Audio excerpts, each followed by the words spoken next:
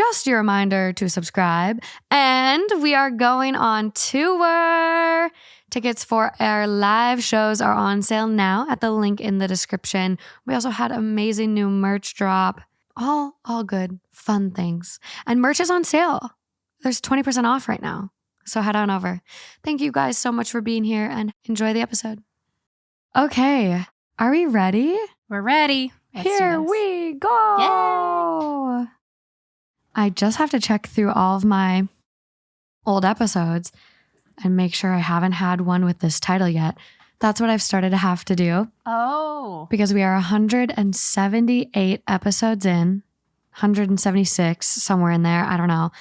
That's a lot of episodes. I'm starting to forget what stories I've read, you guys. It's kind of all mushing. So when I come up with a theme idea, yes, I literally have to go and look and type it in on my podcast back end and be like, have I used this word before or this iteration? Because everything's just blending together. Well, that would be hard to come up with 177 new good sayings. It's a lot. But titles. You guys, you'll get there eventually. Eventually. We're working on it. Eventually. Yeah. That's the goal. What episode number are you guys on right now? 11 this week will launch. Hey, nice. There we go. Why don't you guys go ahead and introduce yourselves? It's been a while since you've been on my show. Yeah, we're Midwest married, and I'm Matt. And I'm Amy. And Matt is Morgan's brother. Yeah. I'm her sister-in-law. I'm Morgan. I'm your host. If you don't know me and this is your first episode, welcome. Yay. So excited to have you. Well, Justin and I went on your podcast, Midwest Married, and you guys, I'm going to link it in the description. You need to listen to this episode. It's a hygiene one. And we got personal. We got personal. And we talked a lot from everything from how do you smush or fold your toilet paper to do you wash your feet in the shower or not? And Matt, you learned some things about Amy's shower habits. I did, yes. After almost 20 years together, you learned something new about your wife. Yeah, all the time. Yeah. It's just surprising me. It's scary. That's what it is. So that gave me an idea. Oh. Yeah. Because we have no idea what the theme of today is. We just show up. You don't. Today's theme is trouble in paradise. Ah. Yeah. I don't think it caused too much trouble, though. No. I just don't think he's going to let you rub your feet on him anymore. Get those dirty things away from me. He does not. Feet don't bother me. Yeah. You don't mind too much. Dirty feet do, though. My feet are not dirty. She admitted she doesn't wash her feet in the shower. I know. I stand in the shower. My feet are just not dirty. All right. Listen to the episode. Watch it on YouTube. However you listen to my show, be sure to check out this one because it was a really fun episode that I and Justin went on, and it was fun. It was a good time. It was good. It's always really good. It's always fun when we all get together. I know. I love it. Okay, well, let's dive into this one. Let's do it.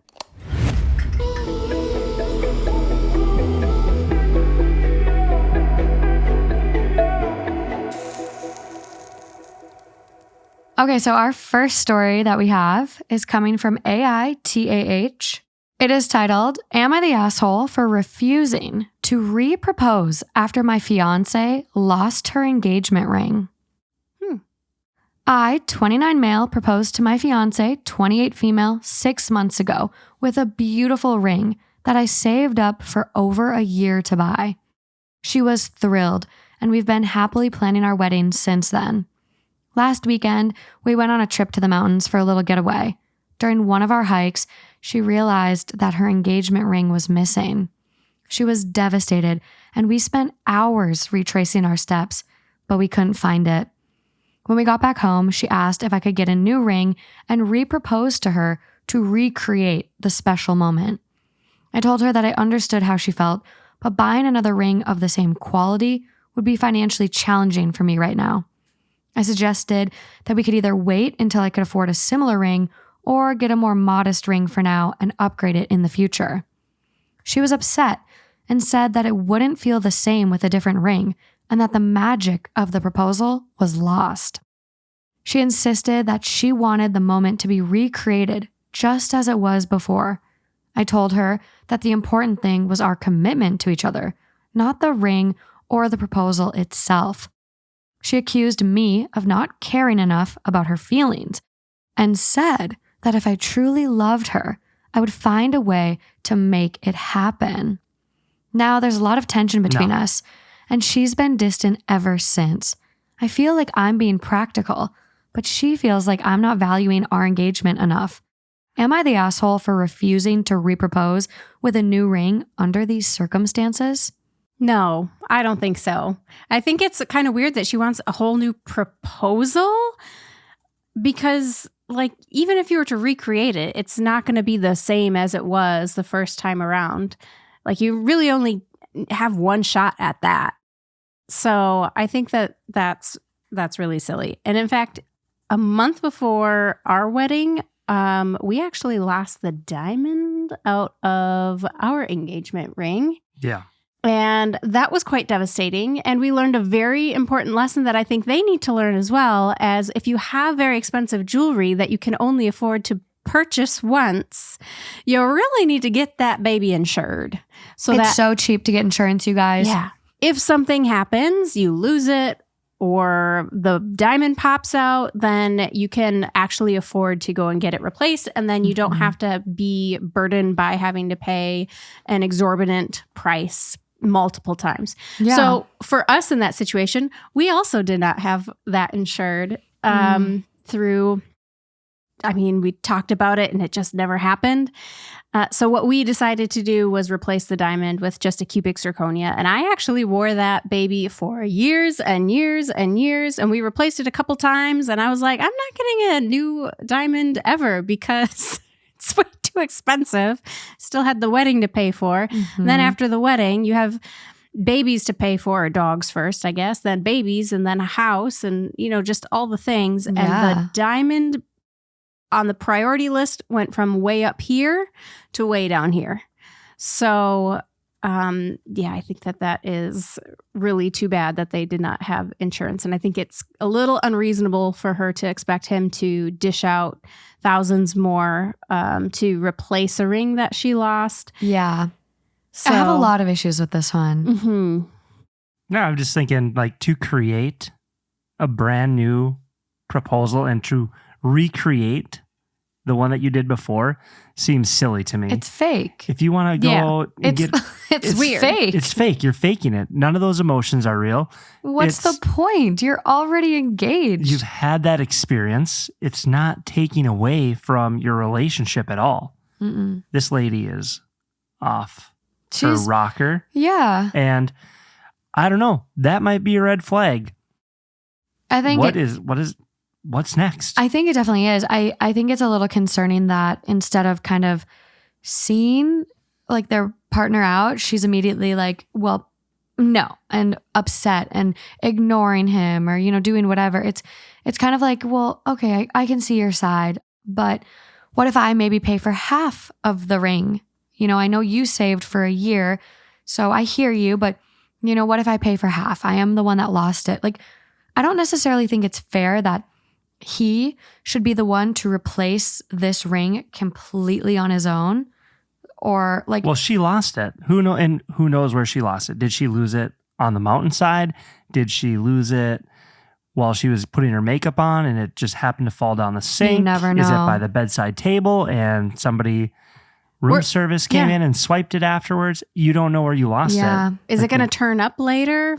Like, we searched high and low for that baby because the gold was still attached to the actual setting popped out of my ring.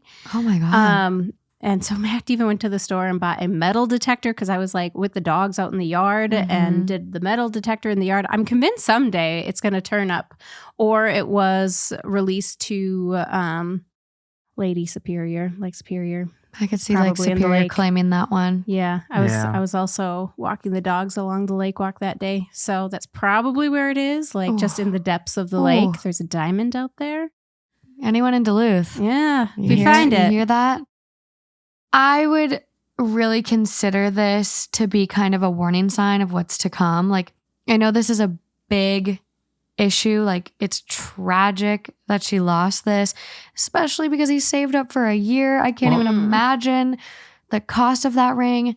But the fact that she is so unwilling to hear her partner out or have a civil conversation and then kind of go off on this deep end of like, not only does she want the exact ring now, she wants another proposal. Like, something's just off here. And he doesn't even seem really that upset, like very understanding. Like, this dude is chill. Very. So a year of saving, how much money that is. I think you were kind of heartbroken when that diamond fell out. So I imagine he's sad too. It was a lot of money. Yeah, so that engagement ring. I went and retraced all your steps. I went and swept the supermarket. Yes, you did. So I've lost a lot of jewelry in recent years. It's so painful. It hurts. But what happens if in the future she loses another ring, like her wedding ring? Are you going to have another wedding? Right? That's a good question. I think she needs to come back down to earth. But if they can't come to a compromise or get like on the same page with this, would you guys consider this reason enough to call off the wedding? I want an update. I want to know what transpired afterwards. Did he cave? That's the question. Or did he stand firm? And then where are they at? How much of a fight did she actually put up? Because if she's going to stand on that, I think it's more of a yellow flag. Like, is it the only thing? We all have our weird things. Like, is the rest of the relationship completely perfect? And okay, well, she decides that she wants to wait for a new ring and she wants you to recreate the proposal. Like, if that's the only thing in the relationship that's weird, true. Maybe we can move on from that. Maybe have a conversation, though, about what happens in the future if we lose rings. I think outlining that very clearly. Yes. Yeah. Maybe she looks at like the proposal as like a ceremony that blesses her engagement ring. So like maybe she just needs to go through that again to feel that like the ring is true and she can wear it. I need more info. Well, we don't have any because OP's account has been suspended. There's no comments from OP. But we do have some comments from the good people of Reddit. Let's hear it. Top comment, not the asshole. I would be horrified if I lost the ring my fiancé got me. No way would I expect him to replace it with conditions. Would really consider who you've asked to marry you and where their priorities lie. In the future, however, I would insure the ring. Get that insurance. Yeah, and next comment down, not only replace the ring, but redo the whole proposal. Lots of main character syndrome going on here. Run, OP. She is horrible to expect any of this. I wonder how expensive that proposal was, too. Like, some proposals can be super simple. God. Like, we just went for a hike and I was looking at a beautiful tree. I turned around and he was down on one knee, very like, okay, just me and you. But there are proposals that are like, there is a lot to it. And there's flowers and there's orchestras and there's, I don't know, expensive things. Like, was it that kind of proposal that she wants to be recreated? Was the entire family there that like, now everybody has to come back for proposal number 2. No one's asking those questions. And again, that's what I wonder. No comments from OP, but yeah, I would be curious about that because like I'm imagining myself in this situation. And one, I would never expect Justin to buy me a new ring if it was my fault. It disappeared. He would probably be like, "Oh, I'll split it," or he would probably be really nice and be like, "I'll get it." But I would be like, "No, I'm going to split it with you," or like, "I'm going to get it," because that just feels bad. But we got insurance. I actually insured my engagement ring and both of our Cartier bands for $100. No, that's not bad at all. For a year? For a year. That is good. Yeah, that's not bad. For a year. And I actually think I put my diamond band on that policy as well. So it's like, nice. Like, it's so affordable. Like, I think if I wanted to just do my engagement ring, it was like $20. Oh, nice. Like a year, like $20. That's a couple coffees, 4 coffees. That's doable. It's doable. That's worth it. It's worth it. Yeah, I think this one, I hope we get an update someday. I really want to know if he still went through with it. Don't do it, dog. It's not worth it. Don't do it. You think you should run? Run. I don't know. A lot of people are saying run. A lot of people are saying this is a sign. Nature took its course. Nature intervened. I mean, people are really popping off, and They think it's fate to have lost the ring. Yep. And that is just a bad omen and a bad sign. And now it's cursed. Instead of the ring being blessed, the relationship is cursed. Yeah. You get some sage. Yeah. Someone does go, get all our bridesmaids, rent a bunch of metal detectors, stuff backpacks with wine and snacks. At least you tried. There you go. Mm-hmm. Put that effort in. Yeah. And I will say, I do get her being embarrassed and, maybe kind of trying to deflect everything a little bit and take, the pressure off her for losing it. I get it. I would be sad, embarrassed, all of the things, but she's got to come back down to earth. Mm-hmm. Just come back down. Yeah. Expectations are a little out there. Mm-hmm. Okay, moving along. Okay, this next one. All right. It is coming from AITA. It is 2 days old, titled, Am I the asshole for going off on my wife because she teases me even though our bedroom is dead? I, 32 male, am married to my wife, 32 female, for 6 years and together for 9. Our sex life gradually diminished into nothing after our 3rd year of marriage. We do not have any kids as of now. I handle my part of the chores in the household, if not even more, due to me working from home and being available mostly. I do show her non-sexual attention and gestures such as massaging, kisses, being emotionally available, among other things. I explain this because people tend to find fault from my side first after I tell them about the situation. I tried to have many talks with my wife about it, but all it boils down to, quote, we are not married just for sex. Stop thinking with your thing down there. And so on. However, she does not stop herself from teasing me. She'll talk about sex, but just reject me afterwards and go to sleep. She'll be flirty, but nothing past that in the end. I asked her if it's a kink, and if it is, I am not comfortable with such a thing, especially as our sexual life is in shambles. She said it's not a kink and she genuinely does not feel in the mood. I told her to stop teasing me then. Yesterday was our anniversary and we had a great date together. She implied sex and teased me a lot during our time. I was hoping that we'll do something in the end. Guess what? Once we stepped inside the house, she just showered and went to bed. Cool. I think I should approach. I tried and got rejected in the end. I lost it at that moment and just shouted my frustration at her. I told her I'm going to divorce her. I packed my clothes and some important belongings and left for a hotel. She tried to stop me, but could not.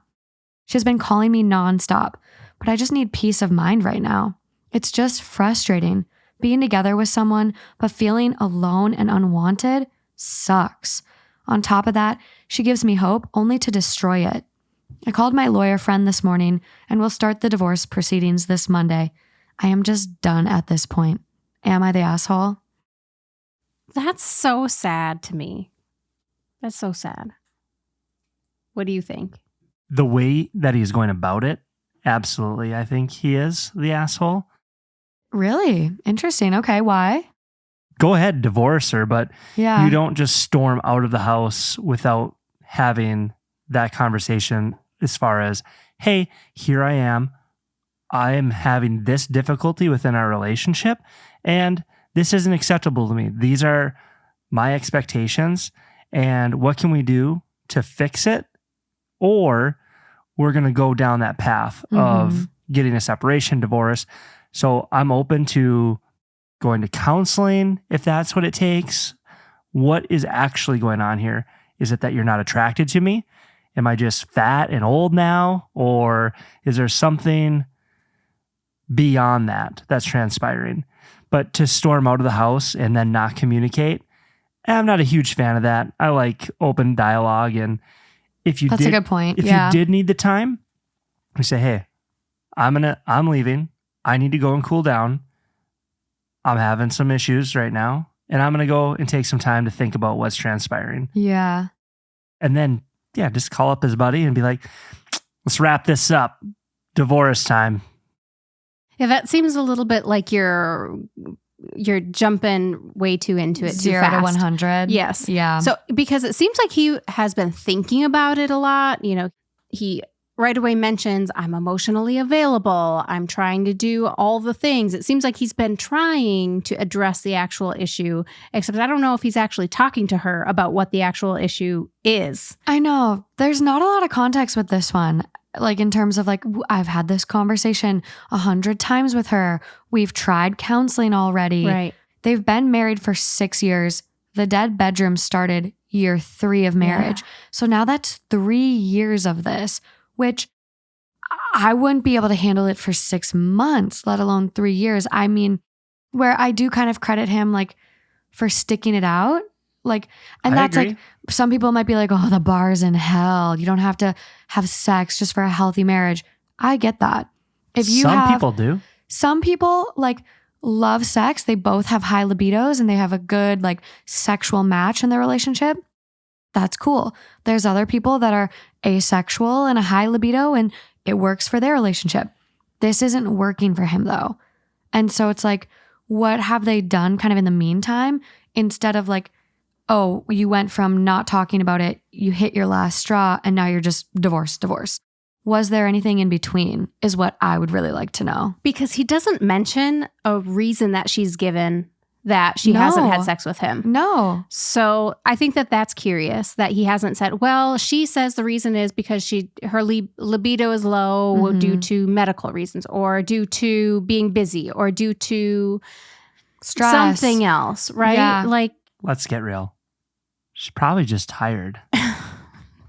Aren't we all? aren't we all? I'm tired 24/7. I don't know what it's like to have energy. But you know, you prioritize. You maybe have sex in the morning when you got a little more energy. The spoons theory. I know. I remember. I know. I remember. You know, that's what we've had to start doing since I hit 30. You know, it's just you take all the time you can and just really prioritize the little things. Maybe she's having an affair with the neighbor. Wow. And she's just not I didn't think about sexually that. attracted. Really? Or maybe, you know, maybe she is asexual and just didn't want to tell him since she wanted him as a partner and knew he wouldn't be okay with that. Like, I think, or maybe she discovered that about herself after they got married. Like, we don't know. This is the context we need, OP. Top comment. Oh, what? I was just saying she was good for the first 6 years of the relationship. It is So really, what changed? Yeah. That's what I want to know. There's- Where's that? Do we have updates? So the top comment first, we'll see if Okay. there's any comments from OP after. Not the asshole. It's really messed up to lead a person on like that, especially your own husband. And I guess we didn't really address that. Like, whatever her reason for not having a sex drive or, you know, high libido or a libido that matches him, that's one thing. But it's the fact that she continues to tease him, imply sex, and then immediately shut it down. That feels a little psychologically fuckery. Frustrating when There's- that happens. I think if you do it accidentally once, like, you know. I mean, sometimes it does happen. It like, yeah, you think happens. maybe you're in the mood and then, nope. But to do it again Yeah. and again and again, and he If that's tells the you. only thing that you're Yeah, doing. and he you're- he did say, like, please don't tease me. So it's like, okay, that's interesting. And I wonder if it's been so long since they've really had sex that she almost doesn't know how to get to that next Mhm. step Yeah. in a way because it's been so dead. Like, how do you revive a dead bedroom? I think they need counseling if I they're going to make it know. work. I know. They need somebody to help them through it. So there are quite a few comments from OP. OP I'll says, hear 'em. I did talk to her many times, but it did not change anything. She did a hormone check actually, and everything came out normal. On the upper part of normal actually. She does not use birth control pills regularly either. We went with condoms almost all of the time. Someone does imply an affair, and OP goes, I do not think that's the case. At least I hope. We are together most of the time, and I trust her. So, curious if So if there's she had her more. hormones checked, Mhm. then I feel like that means that she just feels like she just doesn't really want to. Yeah. There is one comment where someone goes, A coworker/friend of mine went through this situation almost word for word. His ex-wife was doing it with someone else and reporting back to her affair partner. So then they both got off on it. What? That would be really That's sad. messed up. And OP responds, "That's just cruel and disgusting." That would really piss me off. I mean, that's divorce worthy right there without question. Yeah. Well, we get an update from OP. Update. I just came back from local courthouse after presenting the divorce intention document to the family court. My friend filled out my info on a 1-pager draft, and that was it. I called my wife to let her know that I had started the process and I am okay with 50-50 everything. She called for marriage counseling and told me I should take what I did back. I realized I am extremely burnt out from trying and do not want to try anymore. That's what 3 years of trying with no results does to someone, I guess. I told her we can have a separation counseling near the end of the divorce so we can understand the relationship from each other's points and end it amicably. She tried to talk it out with me, but I asked her to please make it easy for both of us and hung up. She is messaging me and calling me still, but I have no intention of talking to her if lawyers are not involved right now. My lawyer friend told me it's okay to leave the house as we do not own it anyways. I'll be staying with my parents for now. Next update will be once the divorce is completed. Hopefully it will be in a few months, not years. There were a lot of comments on the original post and I could not answer them all, but thank you all for the advice and help. He went through with it. Wow. I mean, that does go to show, don't let these issues just fester. It was really 3 years that it was a problem. Mm-hmm. People don't leave right away, but sometimes by the time they decide they're out, then they're out. And then it's too late. And why? And I think this is the case in a lot of relationships. Oh, let's go to counseling. Let's go to counseling. Counseling should not be a last ditch effort. Right. Counseling should be initiated the minute you guys have continuous breakdown of your communication, trust, whatever. Counseling should be maintenance, like an oil change. It's not this last ditch effort because by that time, it's already too late. My take. My hot take. Should have started earlier, definitely. Mm-hmm. Waited too long, but sometimes I feel like we get a bad rap where people out in the world think that we're just, oh yeah, get divorced. Get divorced. No, we're saying go and do the work and don't just, I don't know. This seems to me like he's just peace out. Like this is your wife. There has to be some bigger issues. Yeah. I feel like beyond this, she's willing to work it out. Do you think he should give it one shot of counseling and see? Probably. Yeah, I don't know. I think after trying to talk it out for 3 years, he does not mention ever say, "Hey, let's go to counseling, babe. Let's do it." He doesn't mention that. He fell out of love. Yeah, I mean, after 3 years of at least for me, physical connection is important to me, and I think it helps contribute to the overall happiness of my relationship. So for me, 3 years, after trying and talking and initiating and getting rejected, you can only get rejected so much. So I don't know. I get it. For him to leave so abruptly, do you think he had interest in someone else? It doesn't sound like it because they were on, he even said, we had our anniversary dinner and it was so great and we had so much fun. She was teasing me. And then we got home, she got in the shower. So I tried to initiate and got rejected. It just sounds like that was the straw. His wits were at their end. Should have never walked through the doorway. Should have did it in the car. Take advantage of that energy. That's right. Yeah. Don't lose it. She lost her spoons. She lost her spoons. Mm-hmm. Yeah, she did. Okay. Bummer. Yeah, bummer. I was going to say, let's move on, but you guys have been married you got married in 2015. So it's 9 years now, marriage, but together for 20 million years. Yeah. Yeah. 2 kids. How do you not lose the magic? Have you ever gone through phases of a dead bedroom? How'd you get over it? What'd you do? What's the definition of dead bedroom? I guess it varies from person to person, but it's like a roller coaster. It ebbs and flows. okay. We have our slumps where it's just not as often and time can go on and whatnot. But then we have our times where there's no problem whatsoever. I think it just really also depends on life for us. Like it's really tied to stress levels and what's going on and how busy we are and but also how connected we feel. Like, are we taking the time to put into our relationship? And then romance novels helps.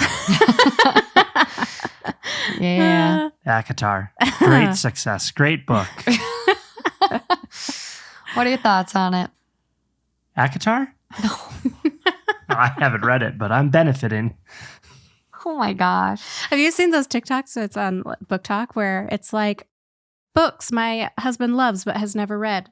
This book. My husband really loved this book. Oh my God. This book.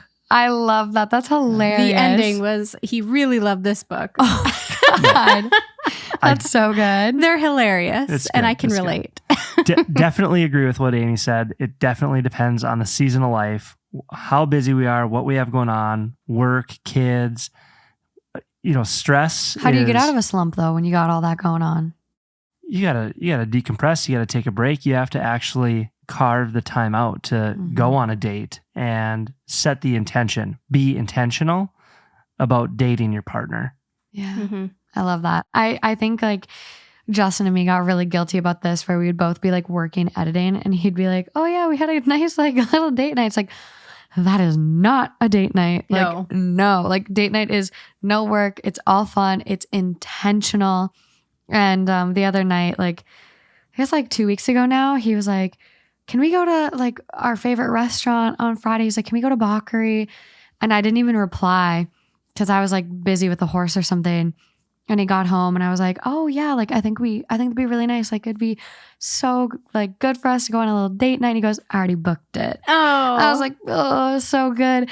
And then we went and it's like, that's the first dinner we have gone out to with just us, like actually having quality time and like not talking about work. And I actually ran into a listener. She came over and said hi.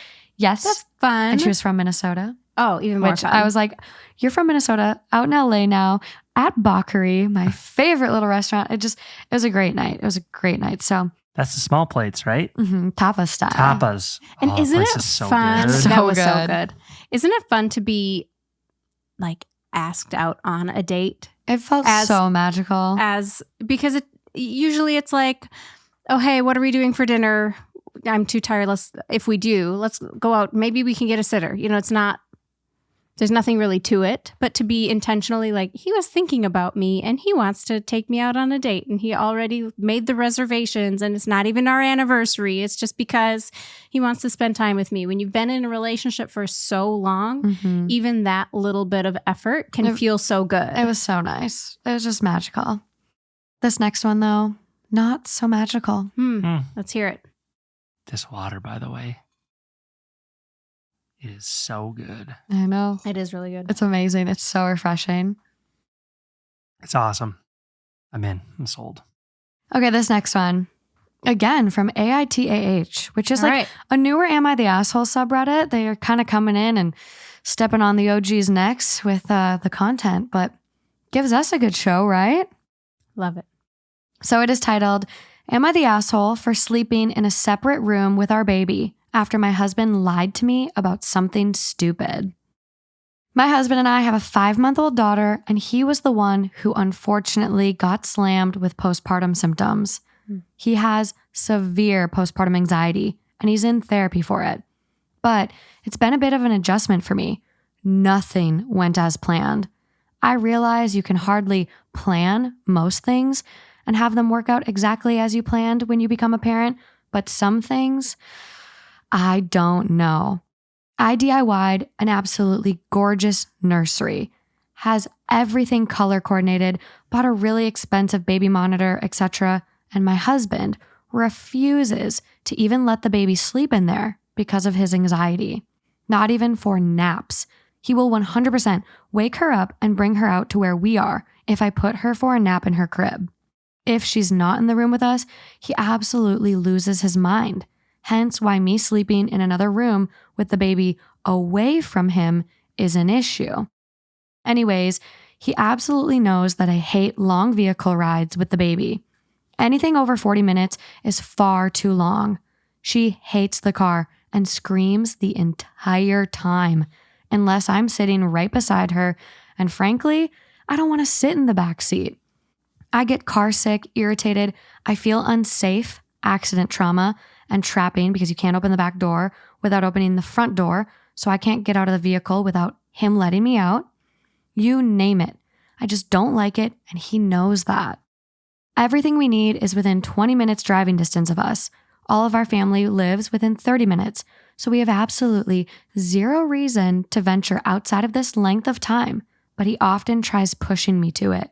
Like last week, he tried getting me to go to some restaurant he wanted to try and tried convincing me that the 3.5-hour round trip car ride isn't even that bad. No thanks. Well, yesterday he asked me if I wanted to get out of the house and go for a drive with him because he was going to go look at a truck. I asked where it was, and he said, quote, just on the other side of Albany. Albany is 40-ish minutes from us, so I said sure. Well, we get past Albany, and it's been like 20 minutes at this point, so an hour total, and I'm getting irritated with being in the back seat. So I ask him when we will get there. He checks the GPS and says 43 minutes. I was pissed. I asked him why the fuck he lied and told me it was right on the other side of Albany. And he gave me some sad-assed, quote, I thought it was, answer, which I did not buy for a single second. It was an hour and 58-minute car ride there, 40 minutes easily that he spent talking to the guy with the truck just to decide that he didn't want it.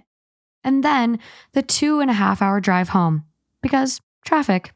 When we got back home, I immediately grabbed the baby and went to our guest room and locked the door and just went to sleep. It was 8 p.m. I hadn't eaten yet, but I was too pissed to eat. The baby screamed the entire ride home. Once he realized the door was locked, he started doing his panicked/anxiety pacing, saying that I'm overreacting, saying, quote, don't do this to me. Texted me a bunch of times. When I woke up in the morning, I almost tripped over him because he fell asleep leaning against the door. He says I'm a, quote, fucking cunt for doing that, knowing how bad his anxiety is, and overdramatic as hell to do so over an, quote, uncomfortable car ride. So, am I the asshole? No. Nope. No, I don't think so. Wow. The minute I love that he busted that out. minute he's nope. If anyone that I was dating or with or getting engaged to ever called me a cunt, they would be getting a swift kick to the balls. Yes. I'll show you. I'll show you who's a real big see you next Tuesday. You want to use that line? I like that. Never heard that before. That's just right now. See you next Tuesday? Oh. No. Wow. Look at that. Learning things all the time. I think the first thing we need to address is the fact that she doesn't understand that the back doors have the child lock on. She just needs why to do they flip have the child lever. lock on? No, so I think what it is, it's a 2-door car that has the back seat. So it's got that like dummy door. So you have to open the main door to get the back seat door open.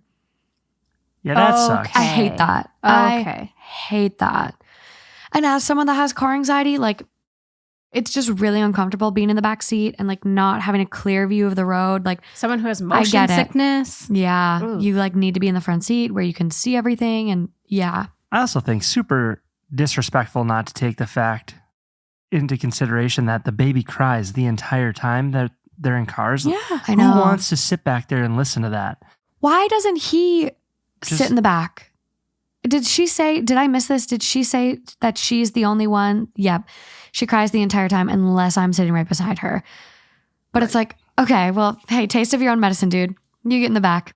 Enjoy this. Like either way, this baby's now crying the whole ride home. Let's switch. Yeah, it's not working with me back here. Let's switch. I want to give him a lot of empathy, grains of salt.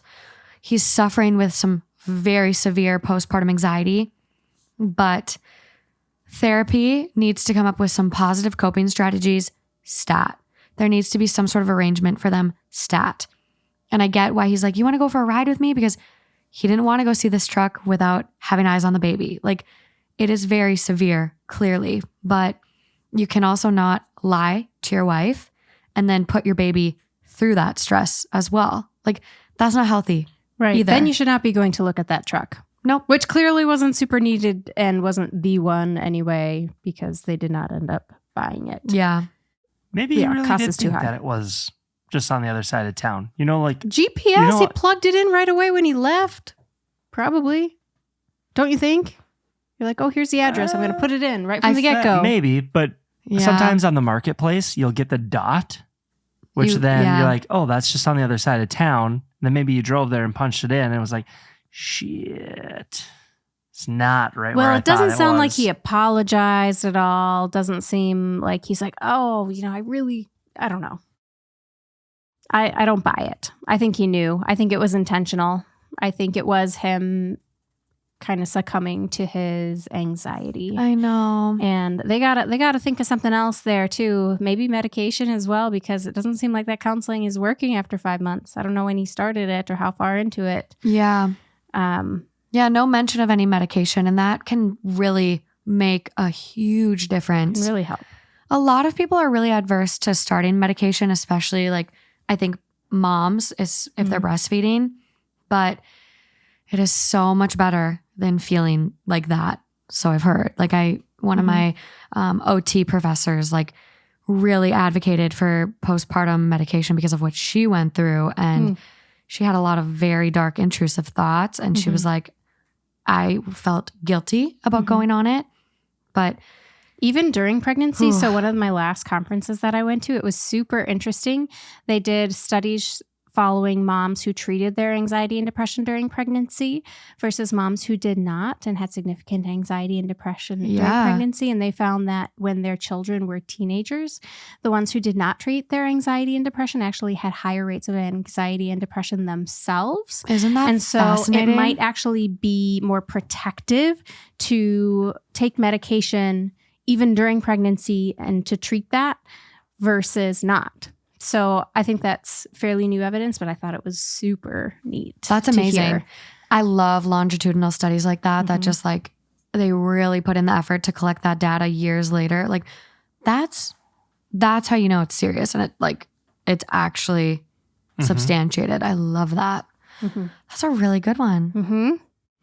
So where do you think they go from here? I mean, obviously not the asshole for sleeping in a separate room. Like, she needed the sleep. The baby needed the sleep after that stress. Like, they needed to take their space, especially after name calling, which you should never do in a relationship. No.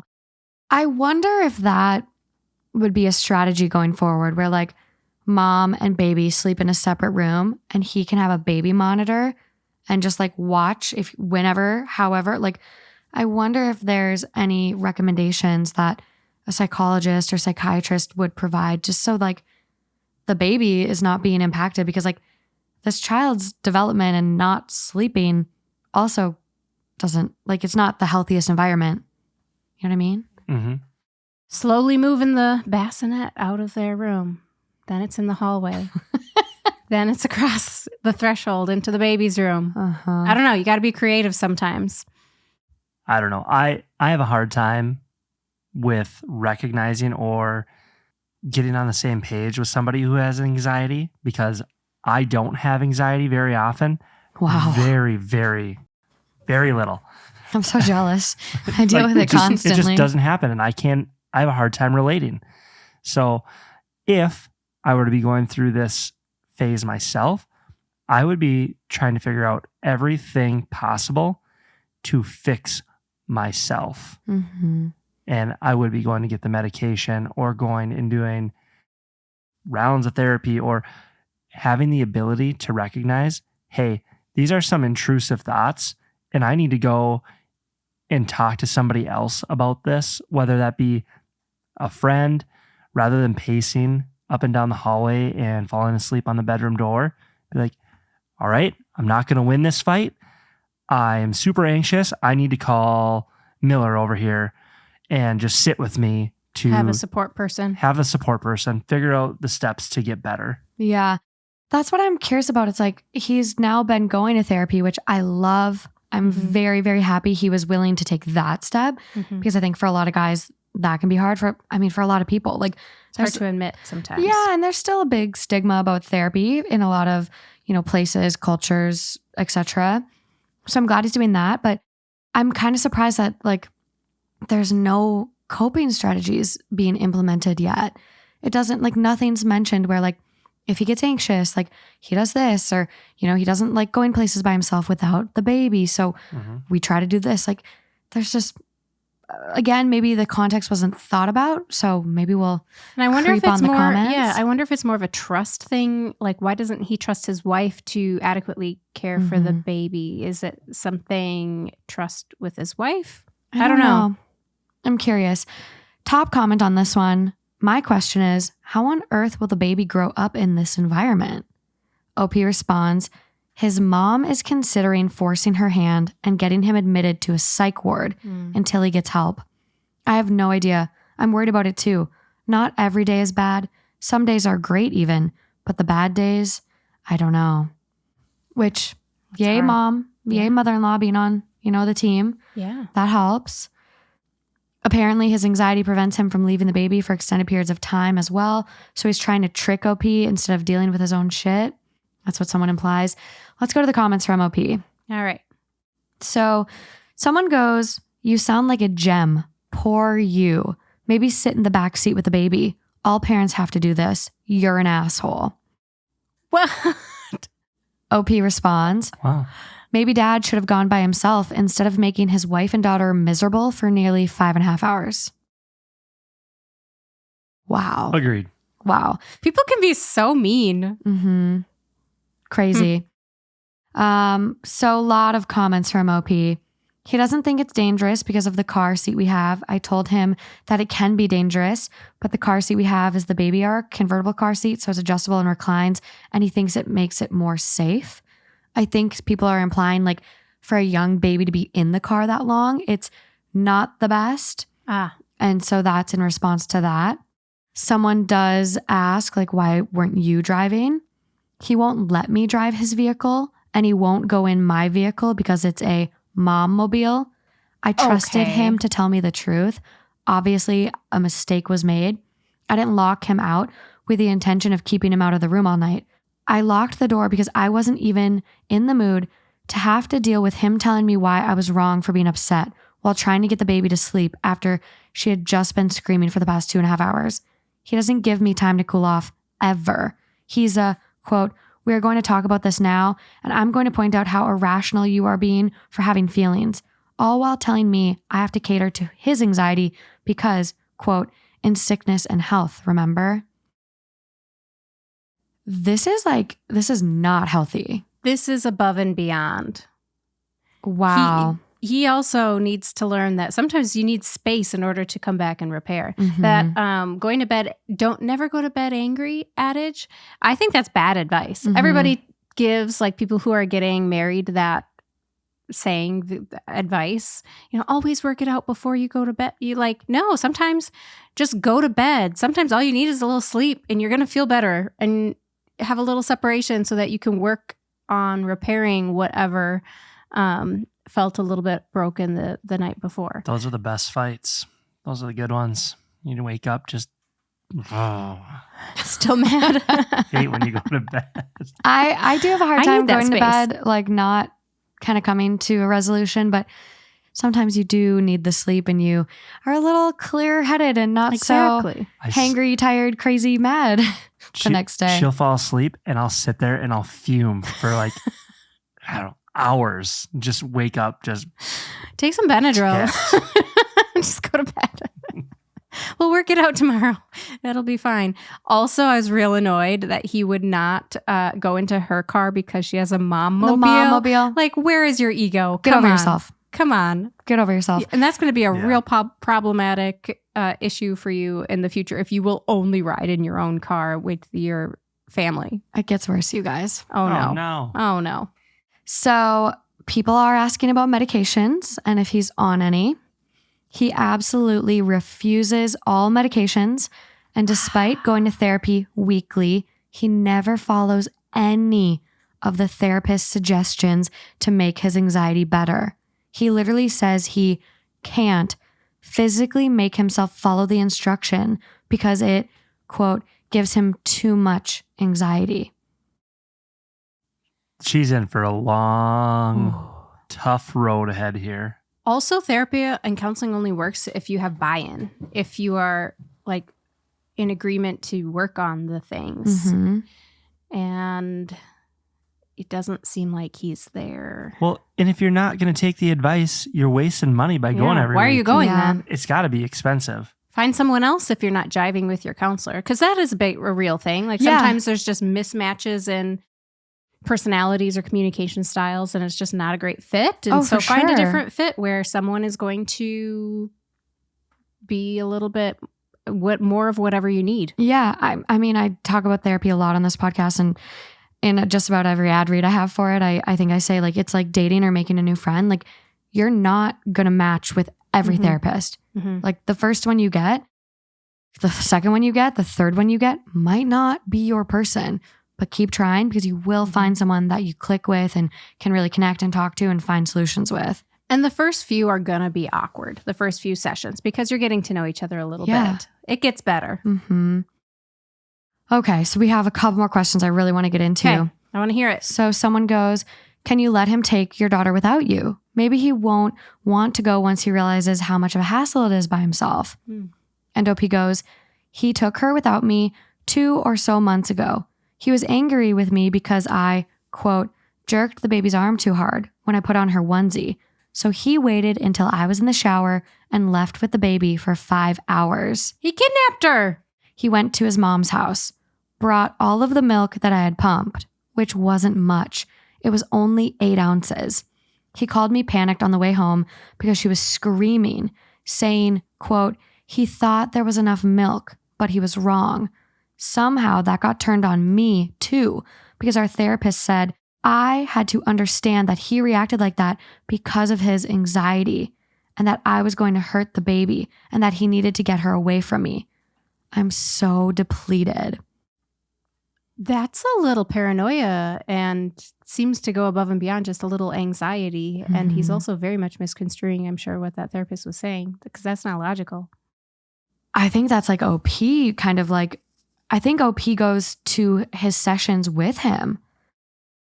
I promise I'm not saying just go and divorce, but at some point, I don't know. This Maybe is- that inpatient psychiatric stay might be what he needs. Mhm. But again, if he's not a danger to himself or anyone else and he doesn't want to go, there's nothing really you can do. he's got to help himself. He's Mhm. got to realize that there's a bigger issue at hand. Yeah, OP does say here, we attend sessions together. I'm told I need to be understanding. I'm curious, like, what the verbiage is there, but like OP is very clearly like construing it as that and like hurt, upset at her wit's end. Mm-hmm. If they want to continue, she might need her own counselor or they might want to do separate Mhm. sessions or something. This isn't working. Both individuals and couples. Yes. OP does note here it's become an obsession, like OCD, much more than anxiety. People are asking about baby monitors and technology and what are you using? OP goes, I have all of that. My baby monitor costs $580. She has a sensor pad. He refuses to let her sleep in there still. This is intense. And someone does say here, which I don't love this comment, I don't understand what compels people to have kids with these types of partners. Why would you want to put your child through that? And OP goes, because he was absolutely not like this prior to the baby. That man was never shaken. He was, I thought, my best friend. After the baby arrived, he immediately turned into this control freak and says, quote, oh, my bad, anxiety. I wonder if there's drugs. I think there could be drugs. Sometimes if there's like this complete Man. 180, and maybe it's just postpartum anxiety, but are there other signs? How old is the baby? Did we get that? 5 months old now. It's still very fresh. So maybe if you give it some time, let's say a year, as that child starts to get older and more independent, maybe he grows out of this. Mm-hmm. I hope so, because otherwise I think their marriage it's on the brink. You have to survive it in the meantime. Yeah. Mm-hmm. And those days, like the days are long and the years are short, right? There's not a truer statement that was ever said. About kids? Those early days are so long. I mean, your second one, I feel like he just started sleeping.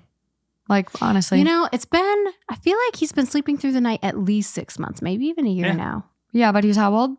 5. Yeah. What? Like, oh, yay, if he was 2. Yeah, I mean, that's fine. Not He's quite our a last. year, but yeah. He's getting there. It's, you 6 know, to 9 months. Now I really actually enjoy when he wakes up in the middle of the night and he comes in and wants to snuggle because it's just so rare and infrequent now. And I'm like, okay, come on in, buddy. Mm-mm. It is nice. It is nice. I like Yeah. snuggling. You guys have a king bed? No. No? Yeah. Have you seen the size of our house? I No. know. No. It's not much smaller than mine. So, you know, Mhm. you got to just make those small spaces work. Yep. We snuggle. I hope they really go to therapy together. I hope OP gets therapy. No official update on this one yet. It is only 16 days old. So I hope we will continue to follow. I'm subscribing to OP's page on Reddit. So we'll keep an eye peeled. You need to text me. Let me know. I know. It's a really Interesting. tough one. That's hard. Really, really tough one. But moving along. Yeah. Okay. So, you guys, have you ever been on an airplane with your kids? When Emmett was 3 months old, went on a work conference to Washington, D.C., and I took my mom with me. And so it was just Emmett, my mom, and actually my boss.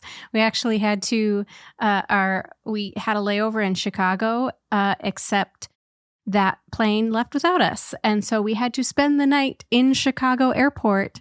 Me, my mom, my very new boss.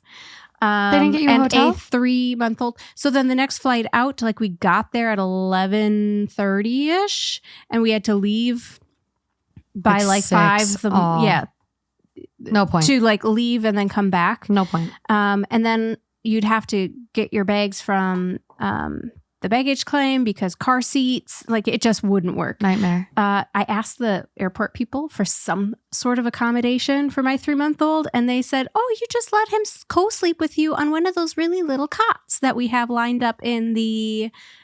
I literally asked them for a box. Damn. And they wouldn't get me a box. Damn. I know. Crazy. So we ended up actually staying in the lactation room. I got real close with my boss. That's night. nice. Yeah. It's very Just nice. went with the flow. We made it work. It was Well, good. this next one involves traveling with kids. All right. This is coming from Am I the Asshole? It was posted 3 hours ago. Very fresh. It is titled, Am I the Asshole for Asking My Husband to Hold His Pee During the Flight with 2 Kids? My husband and I flew 3.5 hours with our 3-month-old and 2.5-year-old recently. We were unable to buy seats together, so I was in the middle aisle with baby, and he was across the aisle of me with the aisle seat and the toddler in the middle. About an hour into the flight, my husband gets up to pee while I'm nursing baby, and as soon as he leaves, the toddler crawls over to me. I try to get the toddler to sit on my lap, but he causes baby to stop eating, so baby is crying on me while I'm trying to hold the toddler and not disrupt the 2 people I'm sitting next to. Plus, my husband got stuck behind the beverage cart, so he couldn't grab the toddler for 20 minutes. Later, my husband gets up to pee again while I'm feeding the baby, and the same thing happens of trying to feed the baby with the toddler in my lap, ending up with a crying baby and a toddler in one middle seat. Backstory: my husband pees a lot. I've worked with a pelvic floor therapist and told her how frequently he pees, and she agrees it's too much and he should work with PT to avoid issues down the road. He says he doesn't need help and blames it on drinking lots of water. He does work a full-time job in an office and does go hours without peeing when he has back-to-back calls. So he is capable of holding it. He's never peed himself or had an accident. He did go to the urologist this year who ruled out any prostate or cancer. After the flight, I told my husband how hard it was to balance both boys and asked if he can just hold his pee. So many times I have to pee when I'm watching the boys, but hold it until timing is better. He said he can't. Next, I asked if he could ask me before he pees and go when the baby isn't nursing and I have 2 hands. He said no, and he should be able to pee when he has to go. We have a full summer of flying ahead of us, including a few international trips, and I'm worried. Am I the asshole? No. At They got to get this figured out. At first, I was going to be like, yeah, you're the asshole. But after hearing the situation of it all, yeah, no, you're not. What is wrong with people? It's kind of weird he wouldn't like check in and just be like, hey, babe, I'm getting up to go pee. Like, toddler's going to be here. Like, you're just dipping out and like you're hoping the toddler stays put while your wife is in the middle seat. Which it sounds like the wife, like I'm envisioning now, like plane wise, I was really struggling at first. I'm envisioning it's a big one where there's a row on the side, a row on the side, and a row in the middle. Yes. And I feel like our OP is in the row in the middle seat. And the guy was like on one of the window side in the aisle and middle. So that toddler's climbing over people to get to our rider here. I would like a plane diagram, please. Like, yes. I'm confused, but either way, not great. Not great. Could you just pick a better time to pee? Right. Clearly, you just look and you're like, he needs to think ahead. There's a beverage cart person in this aisle. I'm going to wait. Before you like have to go right now, you got to be like time those voids, people, right? Like, oh, every hour I'm going to get up and go and we're going to plan this. And so we're going to make sure that you're not nursing. I'm going to go even though I feel like I don't have to go. And we're going to give it a try and figure something out. It's frustrating because it's like, I don't know if that's good for his pelvic floor. Peeing so often isn't great for his pelvic floor. But like probably during a flight is going to be fine. Like it'll survive if you do it a couple times while you're flying. Yeah. He's got to do something. Like this is ridiculous. Like Justin goes a little above and beyond sometimes where he's like, I don't like peeing or pooping on airplanes. He has never pooped on a plane actually, ever. I'm with him. So he will like, he drinks a ton of water on flights, but yet like really tries to avoid the bathroom. And like, it's actually like, if you feel you have to pee every 30 minutes, like it's actually not good. Like you have to bladder train and like your bladder is a rubber band and like you have to kind of stretch it slowly, like to increase the time between pees. Like he's got to start doing something like that because this isn't working. It's not working. And he clearly, as wife said, can hold it. And I'm starting to wonder if he's doing this on purpose because he doesn't want to sit in the seat with a toddler. He's just going to the bathroom for breaks. That is possible. That's a possibility. Oh, he was trapped behind the beverage cart. He might have had maybe two beers on the way back. Yeah. Thus, he had to pee again. Yeah. I don't know. Also, if you told a flight attendant, like, hey, I'm stuck behind you. My wife is up there with our toddler. Any way I can sneak past you? You literally scurry into a seat. They roll the cart past you. You get out. Like, you can communicate with your flight attendants. They don't bite.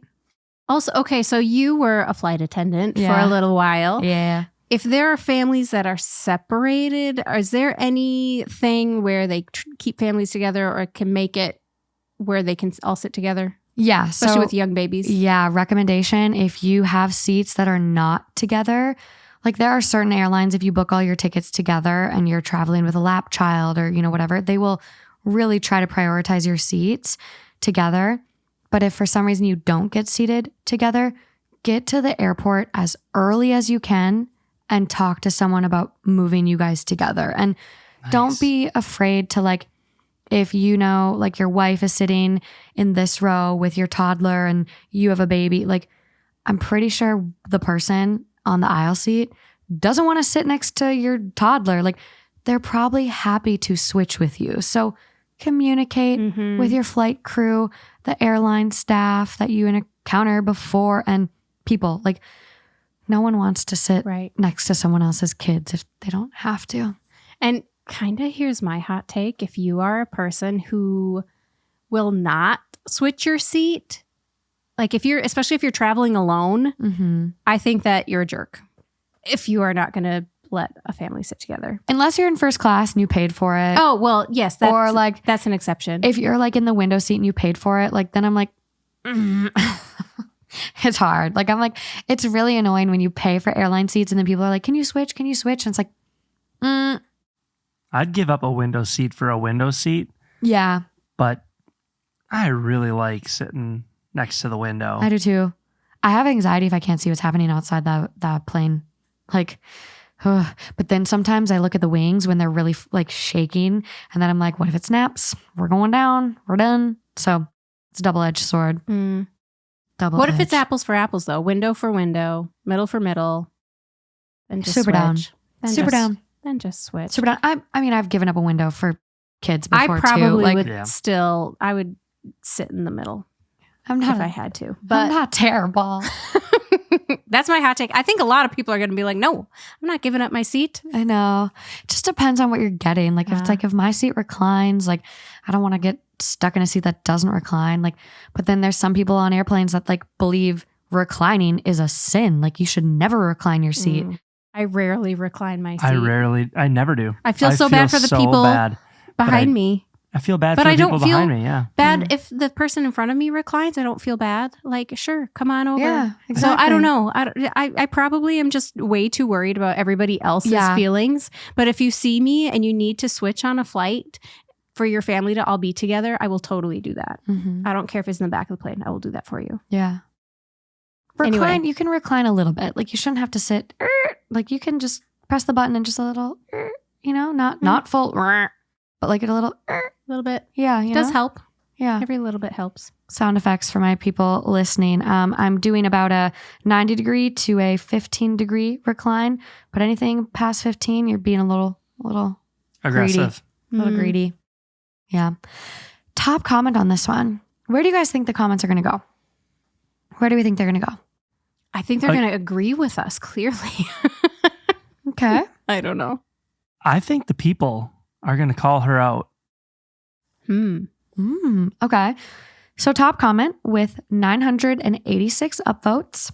I'm torn between no assholes here and not the asshole.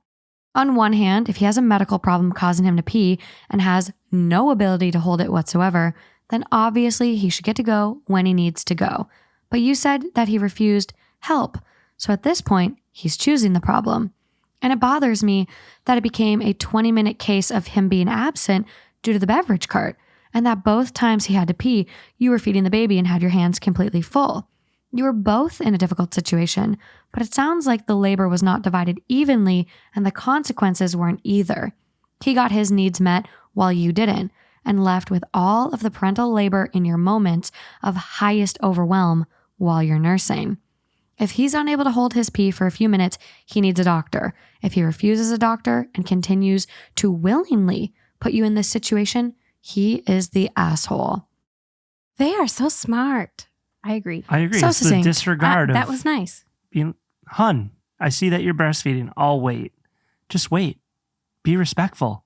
I just feel like he's almost too entitled and inconsiderate to even check in on his wife. He's like, I gotta pee. I mean, to just leave your toddler, like, I agree. come on. Like, I agree. check in, big, hey, love ya. How you doing? I'm gonna go pee. Oh, you're breastfeeding. Okay. Let me let you, finish up. It's not more than, 30 minutes. Right. Even if she just started, typically. Probably even less than that. At how old was the baby? 5 months? Or is that the other baby? I'm losing Baby track. is 3 months. 3 months? Yeah. It's shorter. They don't have the biggest, Maybe 20 activity minutes. tolerance and endurance for breastfeeding. It's going to be a couple minutes, dude. Yes. Someone goes, it became a 20-minute cart ordeal because he planned it right so he'd get away from the toddler. I told you guys.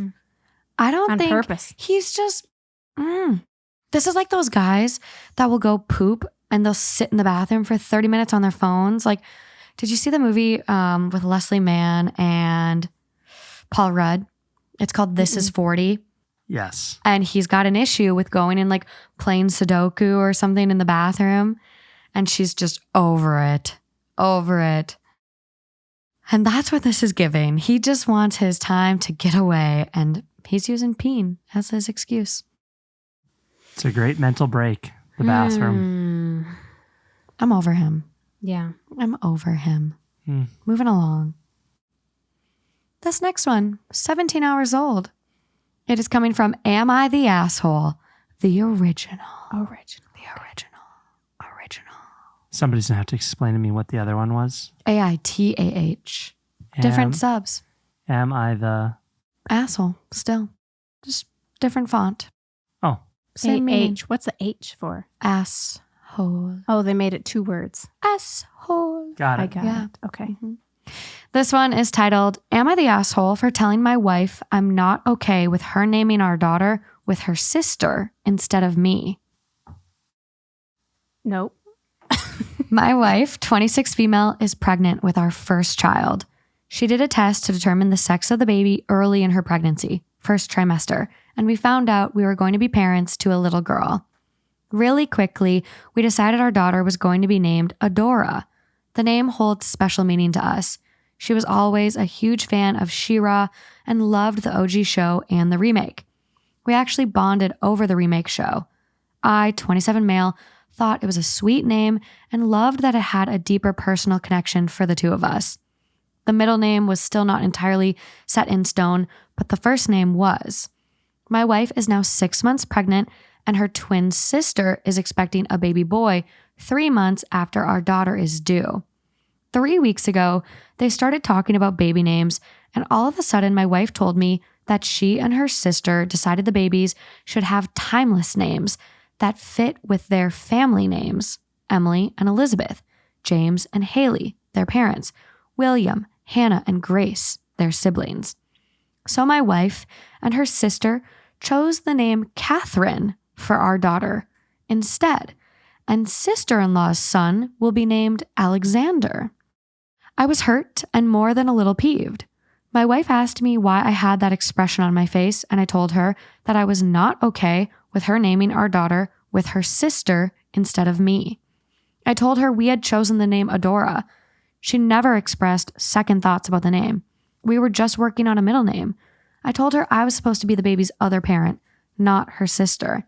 Yet, she takes her sister's opinions on board and decides they'll name the child we're having together. I told her I had not expected that from her, that I thought she truly respected me and was excited to be on this journey together. She asked me if I was really that upset about it, and I said yes. I told her I wouldn't lie and say I was okay with it. I told her she basically cut me out of the process in the end if she were to go ahead with this. My wife has been quiet since this. Her sister was furious with me for telling my wife I wasn't okay with it. She told me I should respect their twinness and got to make all other decisions with my wife. So why was I being such an asshole about this? She told me to get over myself, and then she accused me of acting like a child. Am I the asshole? It's not her kid. This No. blows my mind. She's on another planet. She's off her fucking rocker. I agree. And the wife is equally to blame. Yeah. Bad. Mm-hmm. I would be absolutely furious. As you should be. It's your child. What if husband doesn't like Catherine? And also Adora to Catherine. Those are 2 completely different names. Totally different vibes. I also really loved the name Adora. I thought actually- that was super cute. I did too. I thought that was a stronger name. If And we're it's- just going to judge the name for what it is. Honestly, and I've never heard Adora before. I haven't either. But I it think almost- that's why I like it. It reminds me of Aurora or Yeah. I don't know, it does also have that kind of elegant, kind of Yeah. high up, Adora, Yeah. Adeline. It gives Yeah. old timey. It's giving. It's giving. Yes. So, and it's connected to both of them. Yes. They agreed on it. This is your sister, not your partner. Right. Come on. And perhaps I don't understand the whole twins connection thing. I am not a twin. But still, there has to be boundaries to that, too. When you get married. You're having a baby with your partner. Yeah. It would have been one thing had the wife came back and said, we had this conversation and I feel like we should change the name because I want it to be more timeless. I just am not really sure anymore. Could we work through that name change? Yeah. That would have been a more appropriate way to go. Instead of, oh, hey, I decided to change the name of our baby. With my sister. Without you. Yes. With my sister. Me and my sister picked the baby's name. Suck. I think if they would have approached it, like you said, Matt, and been like, hey, or if the wife would have, because not they, sister's not included in this, but if the wife would have came home and been like, I've been having some second thoughts, like, I want a more classic name. Let's do Adora for the middle name. Let's find a very timeless, classic name together. Because like Catherine, that's cool and all, but like, let him participate. If you want that vibe for your family's names, like that's fine. But you bring it up to him as a question. Like, can we talk about other names? Or like, I'm not set on Adora anymore. Like, let's come up with some other options. Mm-hmm. This is not. I agree. It was all about the way that they approached it. And Catherine is a beautiful name as well. It actually was one of my very favorite names growing up because I read a book and the main character's name was Catherine and her nickname was Kit. Diaries? No. I was like probably 13. It was a very innocent, I wonder what that was. Was it an American Girl doll? It was maybe like an American Girl book. I could see it. But not Kit. American Girl doll. It was a different book about some like maybe the Revolution or something. It's funny that I still kind of remember it. Yeah. But anyway, here or there. I know. Fuck the sister. I also have a big problem with her sister coming in and being like, you're childish. You're this, you're that. That's a little pot calling the kettle black. Like, you're childish. You're bitching at this man for wanting to name his child. Participate in naming his child. And you're calling him childish? What did she say here? I should respect their twinness. Again, that's cool. You said it earlier. I don't know what that means. I understand you can have a really deep bond with your sibling, twin, probably more so. But again, you've gone off, you've grown up, you're with people, having children with other people. This makes no sense to me. I'm going to be honest, I didn't read this one and I was really, really scared because I feel like when I got to like, oh, well, her sister's now pregnant and having a little boy. Like, I'm like, oh, this could just like with their weird twin thing. I'm like, you know what I mean? Like, just they're trying to like make them be siblings and like kind of like just not recreate cousins. The bond that they had. Yeah, it just like I got really scared at first and I'm like, God, what way is this gonna go? And it's still not great. But I do know some girls in the cities that were from my college and like they're twins and like were just like inseparable, did everything together, the same everything. They got married within the same time. They got pregnant with their first within the same time. They got pregnant with their second within the same time. Like they're on like they were synced up. And I think it's on purpose. I do think it's on purpose. And that's cool. Yeah, I'm with you on that. There's some 100%. TikTokers that are like twins and like very enmeshed. Doesn't seem like the healthiest of relationships, but maybe that's their twinness. Especially having kids at the same time, though, I can see how it actually makes things a bit easier to go through that same process together. When you have friends who have kids that are the same age as your kids, makes sustaining that adult relationship that much easier because your kids can play together in exactly the same way. So when your kids are a lot older and then you have other kids that are having babies, that actually makes it a little bit more difficult. So I understand that. I get it. But like, keep your partners. Like, yes, there needs to be boundaries. There's some better boundaries. In addition. Top comment on this one. Why can't it be Adora Catherine? You said you hadn't settled on a middle name. Not the asshole for speaking up about this, and you totally need to discuss your own child's name. It really is none of her sister's business. But you can see how they think it would be cute to have matching names being twins. But you are the father, and she is being unreasonable to not see how this would impact you. OP does respond, Catherine is supposed to be the first name to fit with the rest of their family and with her cousin. The middle name was again meant to be decided upon. Which, like, Catherine Adora, like, that would have been fine. But, like, it's like, no, Adora's out. Meh. No! I don't like it. It's giving unhealthy bonds. Yeah. Enmeshment. The disrespect throughout all the stories blows my mind. Mm-hmm. Yeah. People are asking, like, have you always kind of been the third wheel with her twin? And OP goes, no, this was never an issue before. So I don't have to expect that'll be the third wheel and pushed out of decisions regarding my child. This is not an issue. Not one I will just accept. We will be talking more about it, but I married the individual. I did not marry twins. And I think, like, OP does say here, like, he's not necessarily super upset about the name or changing the name. It's about her making a decision with her sister without discussing it with me. We're meant to decide together. If she didn't want Adora anymore, then we should be picking a new name, not her and her sister picking the name, and I have to suck it up. Bottom line. I feel like it's kind of sad that his wife took that special time. It's kind of now it's always going to be stained a little bit, no matter how it... Catherine or Adora? Or just the process, just looking back at the naming process itself. I don't know. I even look back at how we decided on our kids' names fondly. For Emmett, we had a supper that we went to. We had like our list of our top names because we were like, oh, well, it's getting to be time and we still don't have a name. So we went on a date and I still remember we went to Crooked Pint and had supper and people actually get really upset that I call it supper. I've discovered sidetracked instead of dinner. It's a thing. Anyway. That's and odd. we went through and we decided together. And that's really cute. Yeah. And it was nice. And we used an app as well. We did. That was a really good nap. Like Tinder? For baby names? Tinder for baby names. You're synced up. You're synced up. And then that's so swipe right, cool. swipe left. Do you remember what it was called?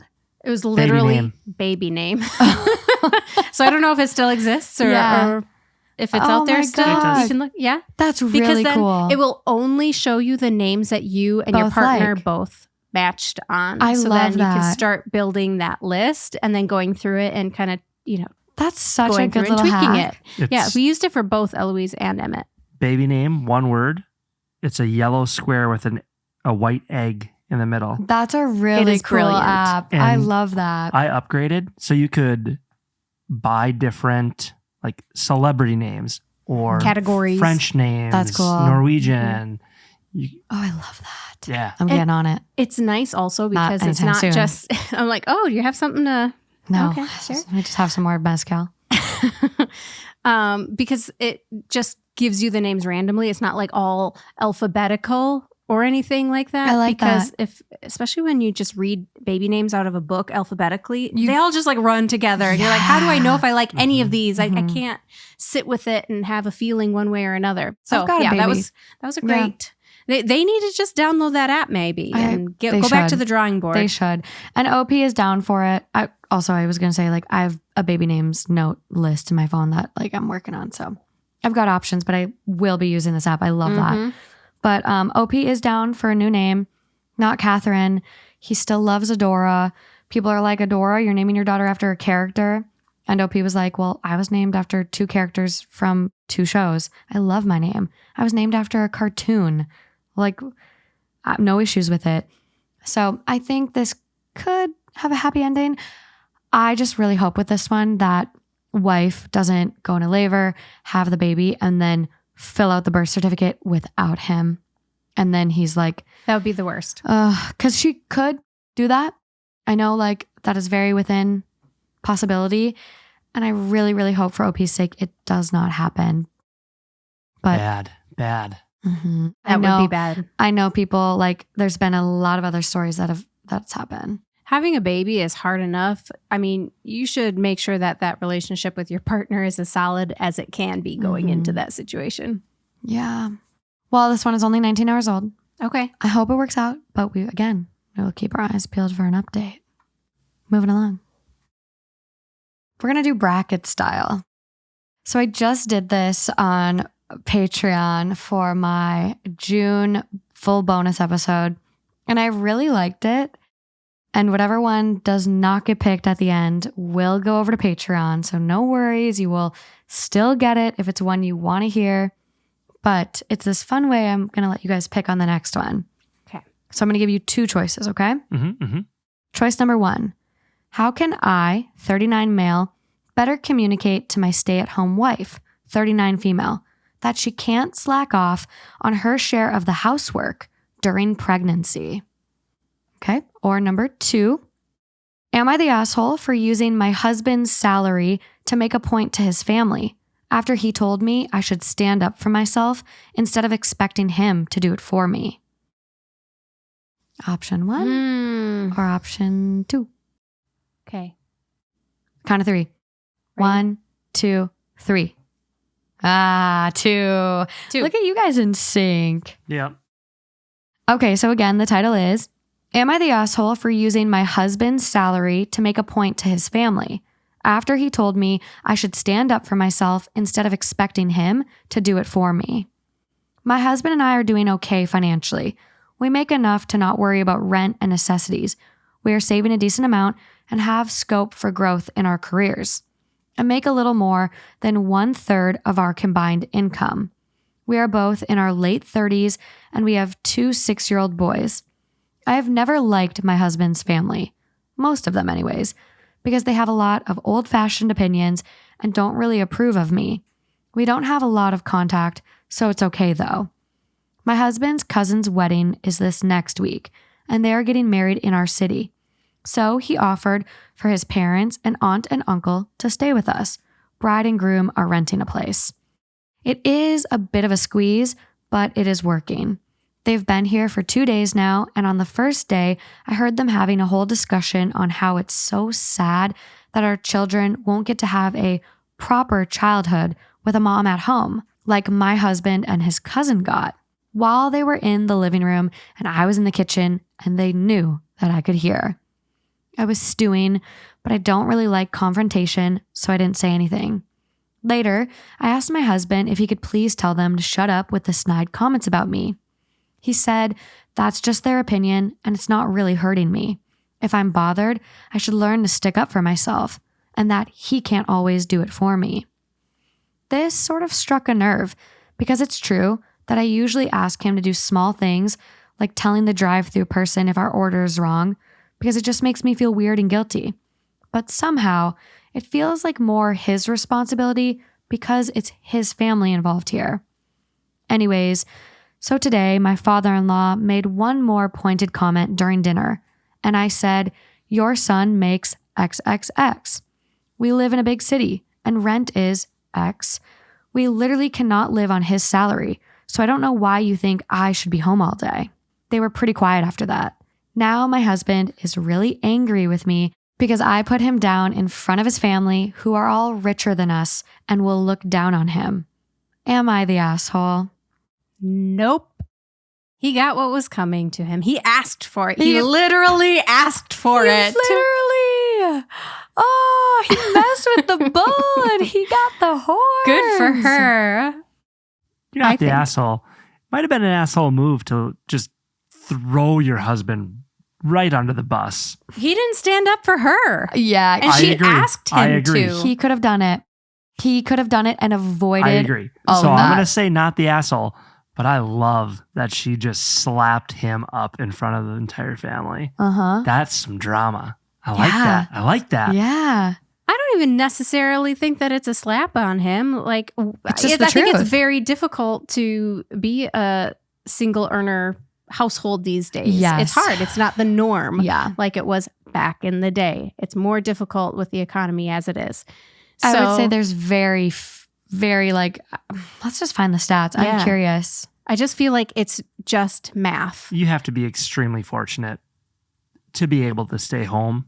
So I don't think it's a knock on him in that he's not making enough money either. I think that his family is probably trash. In my mind, it's like, well, father-in-law, your son only makes $30,000, so maybe you should have raised him better. I'm whooping his ass. So pipe down. For someone who really avoids confrontation most of the time, I'm pretty dang sure that's probably not how she said it. So, quick Google search. Obviously, I'm like trying to get into this, but as far as 2002, it was 13% of US married couple households where only one of the partners worked. That was 2002, though. That was a long time ago. I bet it's way less now. I know. I'm trying to find something more recent. Here's a stat from GitNux, May 27th, 2024. In the United States, about 32% of families with children under 18 are single income families, which that is higher than 2002, which very surprising. Feels weird. I know. Me. I know. Wonder what this. I know. I don't know 30% of people where I know like one person that has a stay-at-home mom. Justin and I wouldn't be able to do dad. it in LA. No. Like, I mean, housing prices, like health insurance, cars, car insurance, cell phone bill. Like all of the things. Our parents, like we're still on our parents' cell phone plans.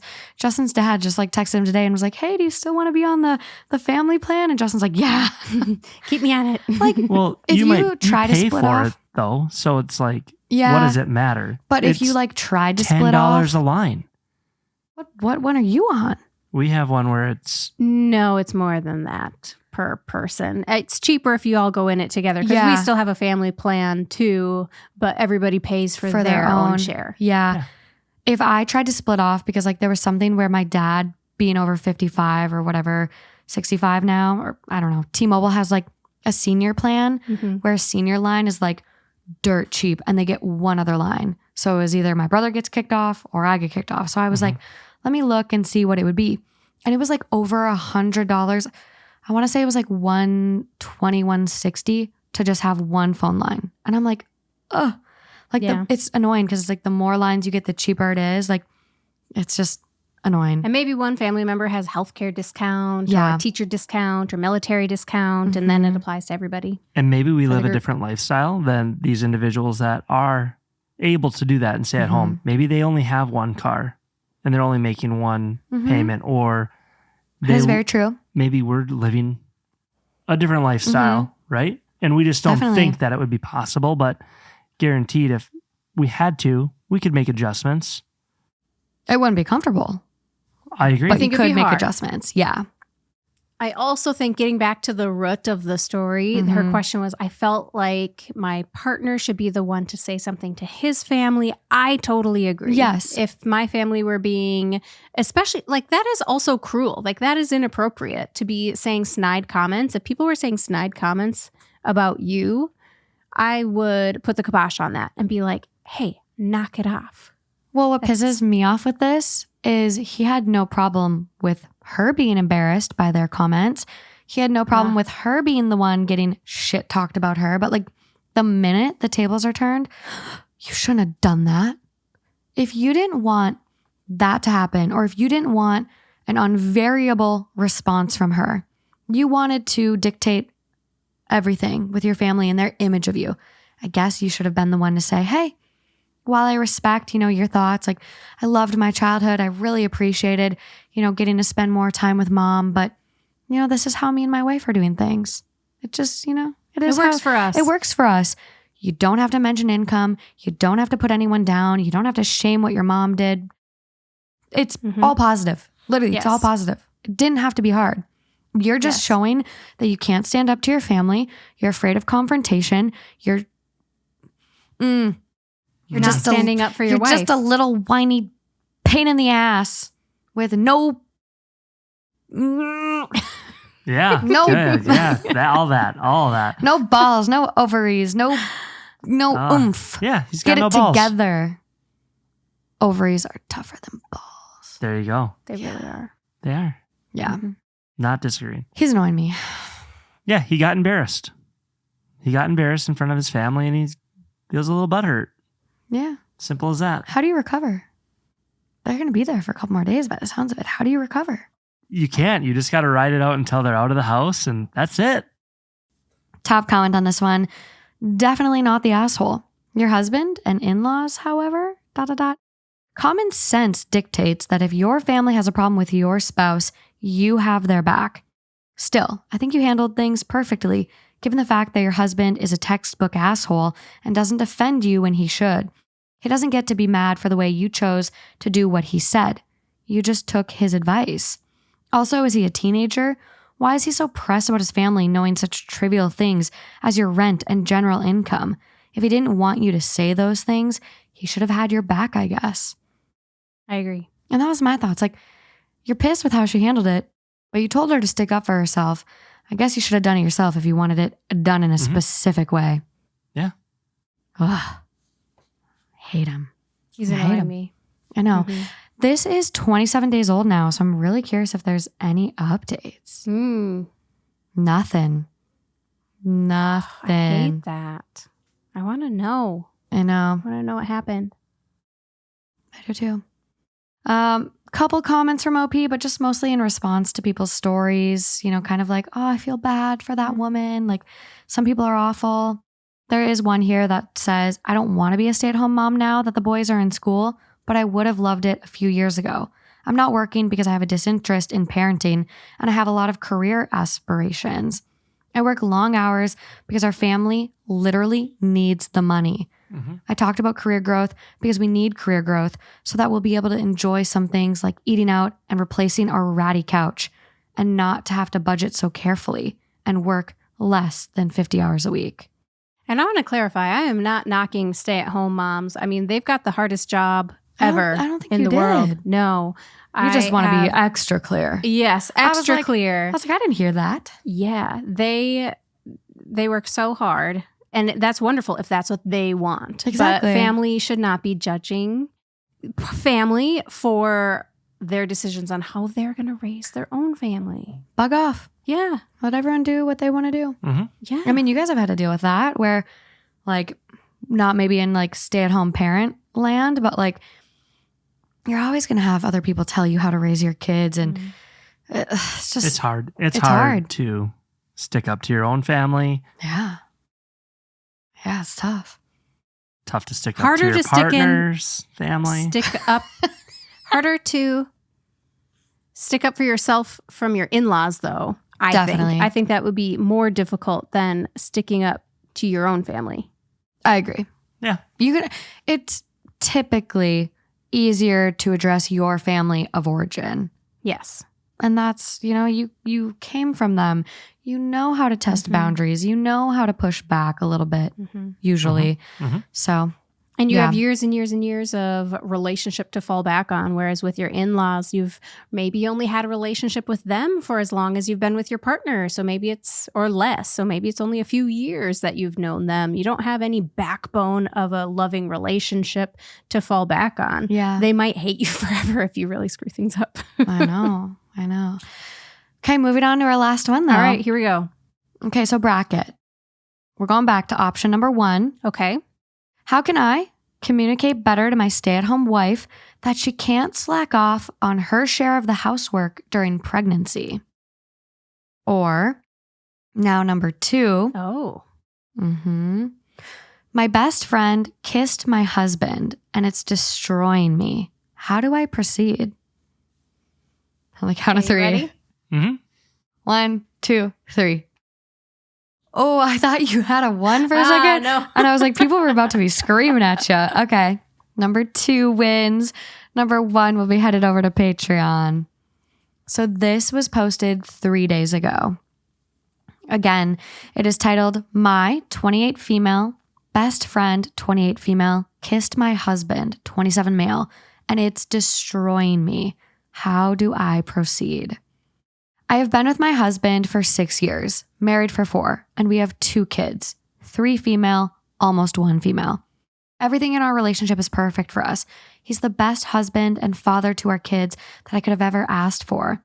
I am absolutely in love with him, and his actions and words have always shown me that he feels the same way.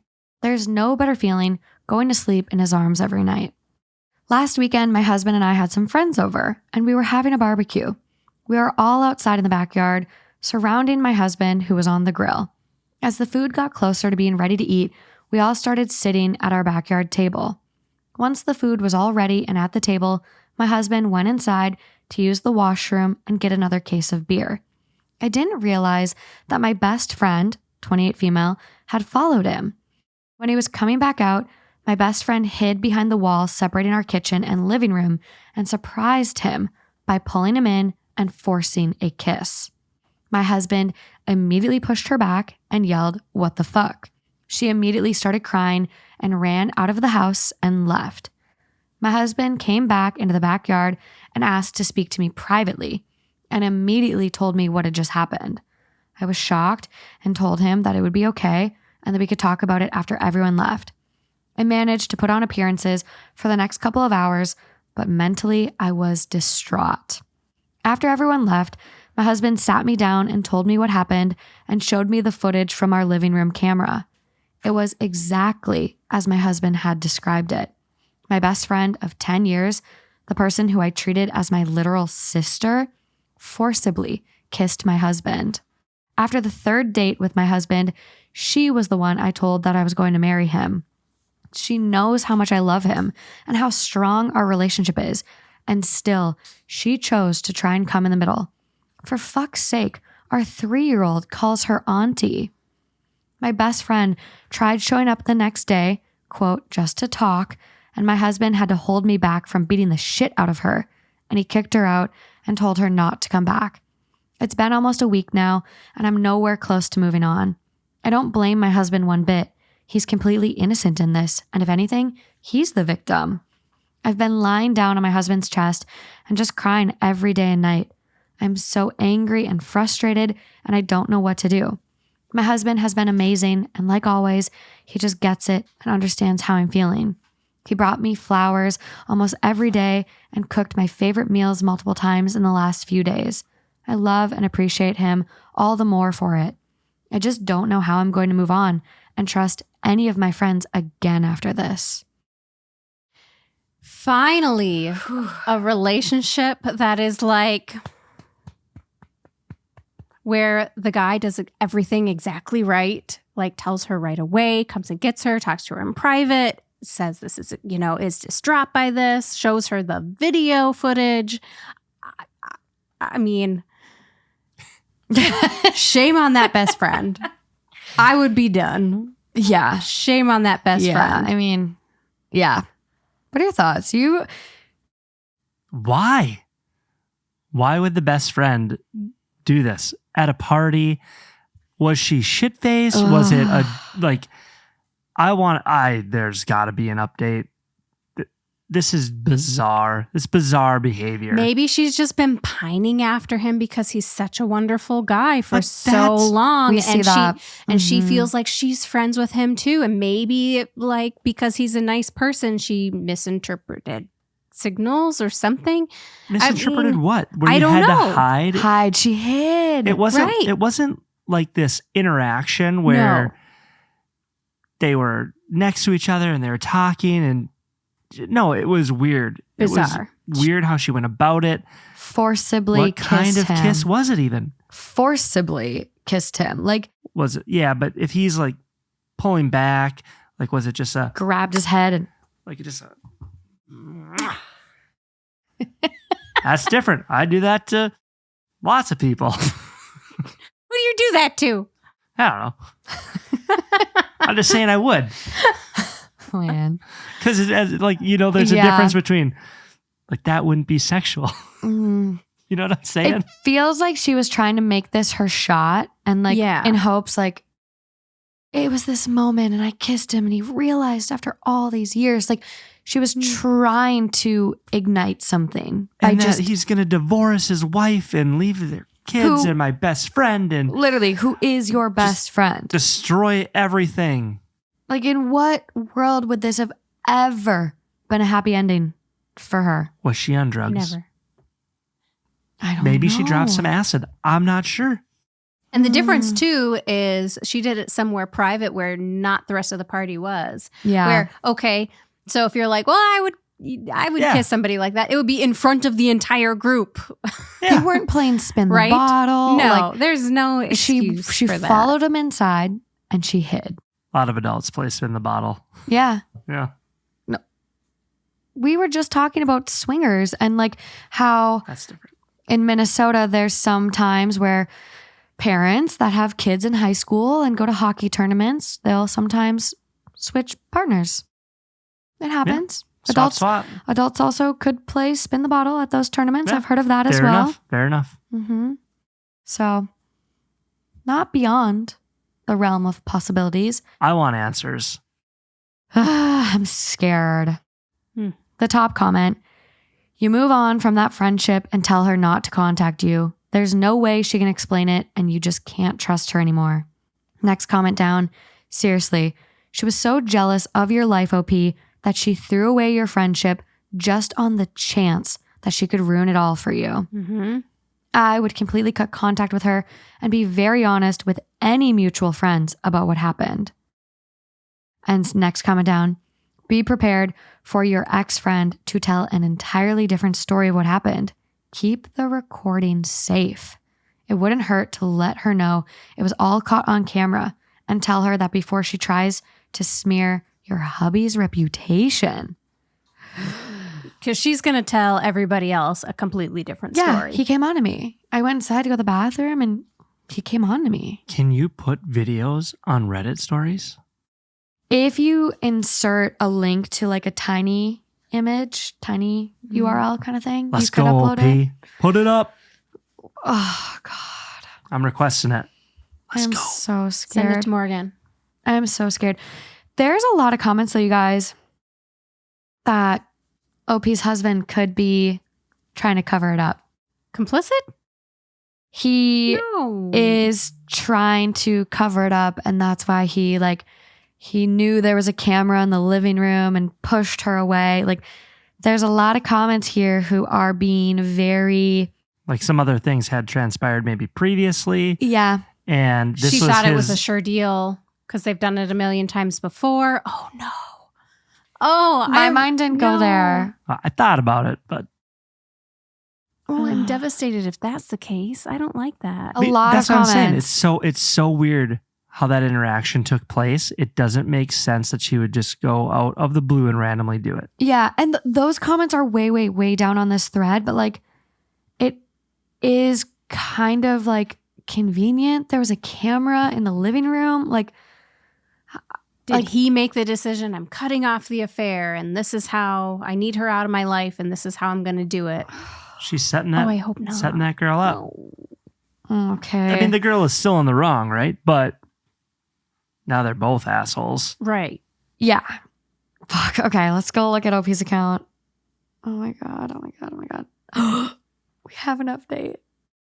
have an update. There's no comments between the original post and the update. Okay, So I think we just get into it. let's do it. After reading a lot of the comments, I realized that it was possible that my husband was having an affair with my best friend and knew about the camera and acted accordingly to make sure I didn't suspect anything. Her running out of the house crying, my husband showing me the footage before I asked, and his love bombing would all make sense if he was cheating with my best friend. Because that's the other thing. The flowers every day, the I'm favorite so meals. gullible. Oh, shoot. There's Okay, this keep lump, going. this Keep lump. going. I can't be with a cheater, and I had to make sure my husband was loyal to me. On a side note, I made sure that my husband was okay and well after being forcibly kissed, and he said that he was fine and he didn't feel assaulted as it was just a kiss. He said that he was just worried about me because he knew how much this friendship meant to me.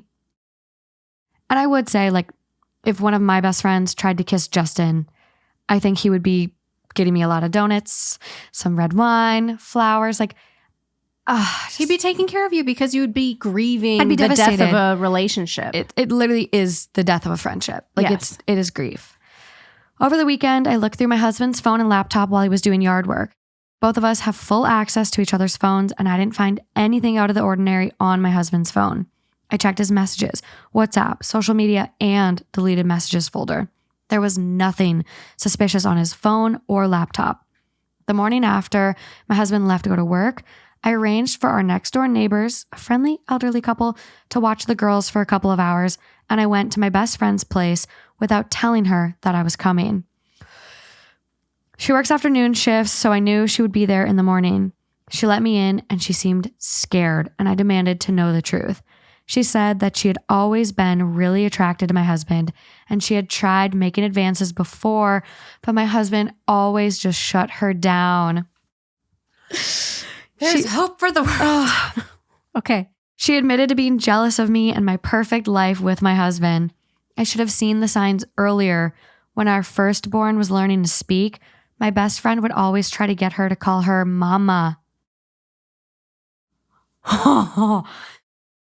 When she held our daughter for the first time, she accidentally sat in my husband's lap. She has been trying to replace me for years and I never noticed, and my husband kept rejecting her advances because he only wanted me. She said that she had drank more than she should have at the barbecue, and she decided to try her luck when she saw my husband going inside alone. I forced her to show her phone as well, and again, there was nothing implying an affair, and all the messages appeared to line up with my husband's phone, so I knew there was nothing deleted or manipulated. She apologized profusely and asked me to not end our friendship over this. I told her that she's nothing to me and she could have been happy for me, and I treated her like a sister all these years just for her to try and steal my life. Now I know for sure that my husband never cheated. The guilt for doubting him is eating me up. If I tell him that I snooped through his phone and laptop and met up with my ex-best friend to verify that he wasn't cheating, it's going to impact our marriage, and he'll be very disappointed in me for not trusting him. And if anything, he will lose his trust in me. If I don't tell him, the guilt is going to continue eating me up. I've never lied or kept secrets from him before, and I don't want to start now, but this is an impossible choice. He's only ever shown me how much he loves me and cherishes me, and he doesn't deserve to be betrayed like this. I will update more when I tell him the truth. I feel like my heart is restored by, right? Okay, he wasn't cheating. Oh, thank God. But then I think that he's going to love her no matter what, and that she should just fess up and it's all going to be fine. And I think that he's going to be understanding. It's a huge betrayal, right? It's understandable why your mind could go there. Like that you would confront what is actually going on, because you're trying to wrap your head around that situation and get some answers. Mm-hmm. Your husband, he's going to be fine. Not a big deal. Still seems super fishy to me. Are you doubting still? A little bit. Like too convenient to... There's been other advances. Yeah. And he never told you? What kind of advances? Where? When? I know. And if it's like, oh my God, her trying to get the baby to call her mama and then sitting on his lap. Like, if one of my friends sat on Justin's lap, what? Like, in what universe is that ever okay? And it sounds like OP was like, did notice those advances, but like just didn't like kind of heads in the clouds. Didn't put it together. Maybe it's just, she's very friendly with everybody. I don't know. I still believe in love. I think that my head was not going there after the initial post. Like, I did think the camera was a little convenient, but like, a lot of people have cameras in their homes these days. It is very common. Like, it's getting more common, I guess. Like, I don't have a camera inside. We have cameras everywhere outside. But I don't know. Like, I don't know. I want to believe all is well. They sound like they're really good. Do you guys think she should tell him, like, that she went over there? I think she should. I guess here's where I'm at. I would just say, go ahead. You go ahead. I think she should tell him that she went over there and be like, hey, like, I gotta be honest, like, I went over to blah, blah, blah's house. I just had to make sure, like, I was at a peace of mind. I had to have answers from her. And I just want you to know, like, I do, like, I really trust you. And I appreciate you, you know, being so proactive and telling me everything. And I was really scared, but I'm in so much shock and I'm just grieving. And I just want you to know I went over there. What'd you guys talk about? How did it go? Like, what were why? That was so bizarre. I know. So then, because she has made other advances on you in the past. Mm-hmm. You should have told me then. Well, maybe he didn't necessarily know. Maybe she was drunk all those times and just maybe was he like, wanted to oh, save well. that friendship, Right. and it I was could see. important. Maybe. I think Yeah. that there's things that you can justify that. Again, maybe it's rose-colored glasses, but I think it's a very understandable situation where you would feel the need to like triple check. Heck, there was a time in our relationship where you thought I was cheating on you because of some health stuff that you were going through. And you were so scared. You felt really bad because I don't know if you went through my phone. Maybe you did. If you did, great. You know my password. You can look at any time. Like it's fine. Like, Yeah. And No, you know that that you can that look at is. it anytime you want. And it's not a problem whatsoever. There's nothing to hide on there. Yeah. And so, but then when you didn't tell me that you had this stuff going on for a full week. And then when you told me, you were like, I'm so sorry. You felt guilty for just I not questioned talking. your loyalty. And I was like, dude, you came to a very logical conclusion with what was going on and with the situation that was had. Why in Yeah. the world would I be mad or upset with you? Yeah. Like 2 Because- + 2 = 4. Like, I get it. I get it. Yeah. Mhm. No, that's not the case. And I'm happy to tell you that that's not the case. Just busted that out on this What? podcast. You talk about it on yours, don't you? I thought we already talked about it. Have we talked about it? Yeah. Yeah. I Oh. think we have. Matt had some long-term COVID side effects, health implications. I don't know. And so there was a question. Some interesting things transpired. You've had crazy, like, You've had weird you've- health stuff. Yeah, like you lost your hearing recently. Has that come back at all? No, the Somewhat? hearing loss is gone. Like, that's never coming back. You're still at the lower limits of normal hearing, though, in that one ear. right. So it's not like gone. You can't My hear out other of one ear is at the like best of the best hearing. It's compensating. So now I just get a ring. So like in these headphones right now, just The tinnitus. Matt has had some really, really, really just shitty long-term health effects since getting COVID a couple times, and it's not fun. So be safe. Wash your hands out there, guys. hygiene episode. It's coming. I There we know. But Wash your hands. this update from OP was only 7 hours old. And she is saying she'll give another update. All right. Top comment on the update: you listen to the idiots of this subreddit who sow doubt about your husband's loyalty despite there being overwhelming evidence to support the contrary. Ouch. You can be honest with him, but you know him best. Or so you thought. Only you know how he will react to your actions. Tread lightly with this one. Advice from this sub may do more harm than good. Even my own. I just got full body chills. And like, we're like looking at the original post, like, I don't know if like the comments have changed immensely since like OP saw all the comments kind of sowing doubt. But those comments were pretty far down. Like, oh, convenient for him to have the camera and then push her away. Like, those were very low down, Mm-hmm. but maybe they were the ones that came in first. You know, I think people's minds are quick to like grab onto the suspicion and pessimistic view sometimes. I'm guilty of it myself. Like, I get it. So it is hard, but also like, you can never be too sure because people out there every day hurt people they love and cheat. So it's like, I think it is better to like hash it all out and like know for sure. Because we're human. We're human. Trying to get We're answers. human. Trying to get answers. Yeah. What's your final vote? She tells him everything? You think she tells him everything?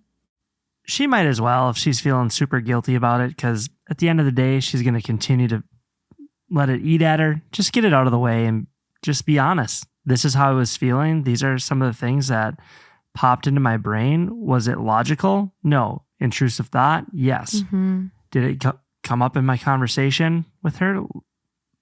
Yes. What else has transpired?